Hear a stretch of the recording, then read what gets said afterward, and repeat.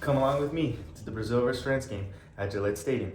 Make sure you guys are liking the video, leaving your comments down below, hyping it, sharing it with your friends, and make sure you subscribe. We're currently at 49 subscribers, one away from 50. So tell your mom, tell your cats, your dogs, your friends, your brothers, your sisters, your cousin, everybody, so we can break that 50 subscriber mark and head on to 100. Hope you guys enjoy the video.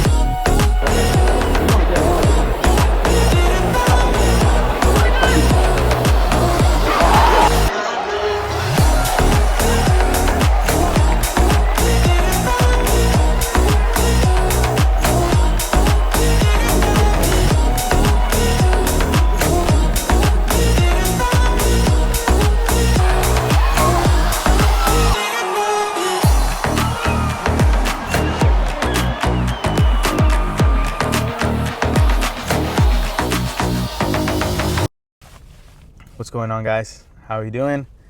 I'm in the car right now going home. There's a lot of traffic here on Route 1 to get away from Gillette Stadium, so there's some bad lighting. The audio is good though. The audio should be good, and you can see my steering wheel here, so definitely not the greatest quality of visual quality that is here. But while I am in this traffic, I said, why not just record the ending of this video of my first ever vlog? So if you can say, again, not my biggest thing. Vlogging is not, not really up my alley, but obviously we can learn. I can get better, but this is what I'm good at: talking about football, opinions, dissecting the game, analyzing the game, trying to get an understanding of what's going on, giving opinions. That I'm pretty good at. And so today was a very, very interesting day if we're talking about football. Before any of that, I'm obviously just very thankful to God for giving me the opportunity to be at a game like this. It was, a very good game. It was a preview of the World Cup. There was a lot of good things, some things that I didn't expect, some things that were surprising. But overall, again, just a great experience. And again, just so thankful to God. So thankful to God for putting me in the opportunity to be at a game like that. And it was just, my head was all over the place. It was like, I need to create some content. I need to make sure I'm putting some stuff out there, trying to get out of my comfort zone. But then I was recording a bunch of content, and I realized that I was recording vertically. And I was like, oh, shoot, that's not good. That's not good, because for YouTube, it needs to be horizontal. So then there's a lot of content that was filmed vertically. And then there's a lot of content that I filmed with my mic plugged in, but my mic was dead. It was outside of the charging case. And so it was completely dead. And just, for example, at halftime I recorded a quick little thoughts on what was going on in the game and everything, and it was mute. There's no audio. So I just lost that. But that's the cool part. We're living, we're learning, and each day I'll get better at this. I promise you guys. But To talk about the game, I predicted, and now I don't know if this video came out with audio or not, so if it didn't, you guys just have to take my word for it, but I said that Brazil was going to win the game 2-1, and the opposite happened. France won 2-1. And again, I thought that Brazil was going to come out with a little bit of like a fire in their stomachs, and just a fire lit under them. Like, everybody thinks France is better than us, and obviously today proved they are. But I think they were like, we need a show. We need to show that we can play with them, that we can be on the same pitch as them, and that we can beat them. And I think in the first half, it was a game again where France was keeping the ball for the most of the part, and Brazil was just kind of counterattacking. And I thought Brazil was in it. They were, they were going for it. They were opposing France with the counterattack. Martinelli had a shot that went just wide. Casemiro had a shot that went just wide. They weren't really making Maignan work, and neither was Ederson, but Brazil showed that they weren't inoffensive. They showed France, like, hey, watch out, pay attention, because at any given moment we can make you pay. But the opposite happened, and then Mbappe scored that amazing flick, and then in the second half, because France took over the game. France completely took over the game as the first half went on, and they had all the possession, all the actions. You could see the combination play that the French players were doing together. You had Olise, Mbappe, Dembele, Ekitike. It's like they were all on the same page. They were all moving the ball, playing 1-2s, playing wall passes, flicking it, laying it off. And I think that's one of the best parts about watching a game at the stadium. You don't always get to see just how good the players are on TV.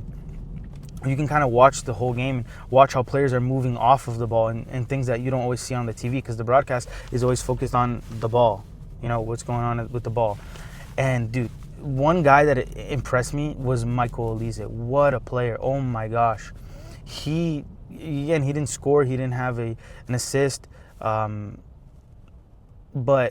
he just impressed me, just the way he moves, the way he touches the ball. Mbappe was the one who ended up winning the man of the match, but what a player, Olise, oh my gosh. And I thought Ekitike did very well. Obviously, he scored the second goal too.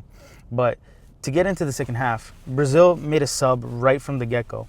Ancelotti took off Rafinha off the right wing and put in Luis Henrique, who not many people maybe know of. I know of him obviously because he won the Libertadores in the Brazilian league with Botafogo, and now he's playing in Zenit in Russia. And now the Russian teams aren't in Champions League, aren't in any of the European competitions, so nobody really sees them play. But he's a good player. In 5 minutes into the second half, he already did more than Rafinha did in the whole first half. It's insane. And him and Wesley playing on that right side were doing so well. They were creating chances, offering danger to France's defense. So much so that Wesley breaks through in a combination play that they have there, and he gets tripped up, and the ref gives a yellow card, and then all of a sudden he calls the VAR is called, and he goes and sees it, and he ends up giving a red card to Upamecano, just because of all that danger that Wesley and Luis Henrique were offering on that right-hand side of Brazil's attack in the second half. And I'm like, wow, okay, awesome. Brazil are down 1-0. They're going to play for a majority of the second half with the man up. This should be easy to tie. And it just didn't happen. France actually scored off the counterattack. Deschamps made some subs. He took out Tchouaméni and he put in Kanté. He took out Dembélé and he put in Lacroix from Crystal Palace and set them up in a 4-4-1. So they sat back, they defended. Again, their combination plays were insane. They were really connecting. It's like the French attackers and the French players, they really understand each other. And Ekitike chips Ederson again. So he got chipped twice in this game. And then Brazil just completely died. After that second goal, it was bad. They ended up grabbing the goal back with Bremer, but it was off a set piece and a cross in the box, and then it's like just gets kind of messy inside the box. Go here, go there, and Bremer ended up putting it in the back of the net. But it wasn't really a play where like Brazil, worked, created anything.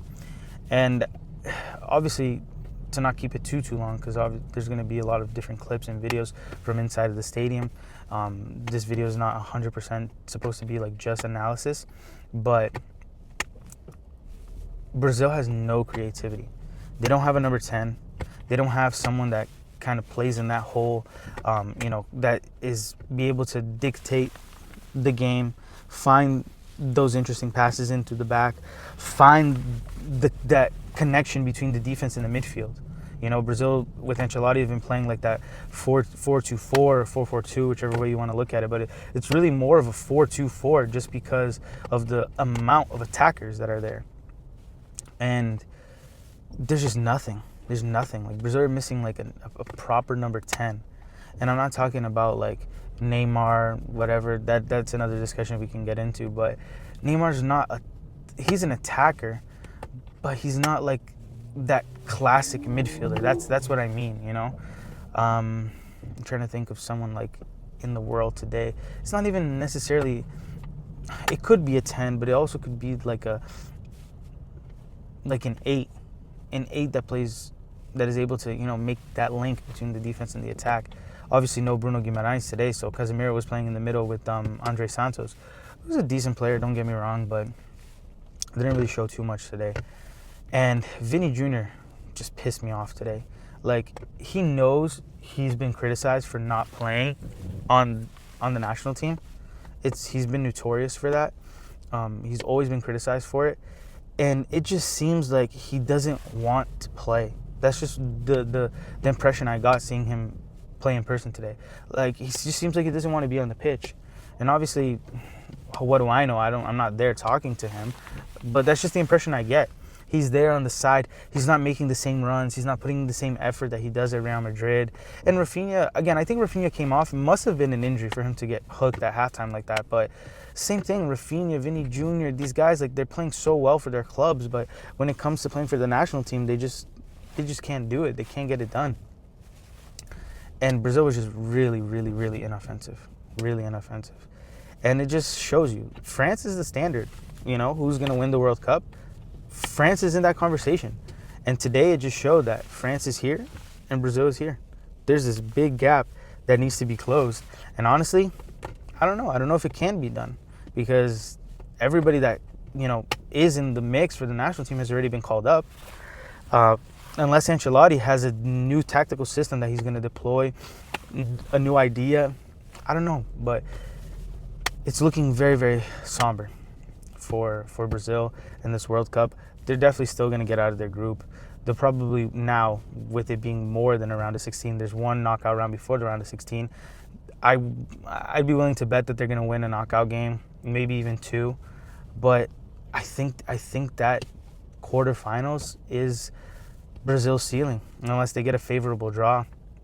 We don't know how that works, but honestly, just like the last two World Cups in 2018, when we were knocked out by Belgium in the quarters, and in 2022, knocked out in the quarters by Croatia, I just have a feeling that that's what's coming up again in this World Cup. I don't know what Brazil can really do to kind of move past that barrier. I think Ancelotti is my only hope. Can Ancelotti figure something out? Because the players are all there. I'm not expecting Brazil to come in and bring in a different player. There's another set of friendlies before the World Cup, but I don't expect him to pull any rabbit out of the hat. I don't think he has any player up his sleeve that hasn't played yet. I think it's really just trying to understand what the team can be, who can play together, who can connect, who can understand each other the best. And I think that's just a little difficult when there's just not a lot of time to train. Tuesday, tomorrow, they'll probably do light activity, and then Saturday, and they'll have Saturday, Sunday, and Monday. Tuesday, they already play again, and then international break is over for them. On Tuesday, Brazil plays against Croatia in Orlando. So, it's interesting. I don't want to be negative. I like to be positive. I think words have power, so I want to say that everything's going to be okay, that everything's going to be all right, that they're going to find out a way, and I really hope so. But I'm just kind of analyzing what I saw in front of me today. And, yeah, in Ancelotti we trust. Because if it's up to these players, especially with the way they've been playing, I think we're in for some trouble. Granted, Brazil's whole back line was basically injured. Wesley was starting, Léo Pereira, Bremer, Douglas Santos. None of them are probably actually going to start when it comes to the World Cup unless there's some pretty significant injuries. But still. So, that's it. I hope you guys enjoyed the first vlog.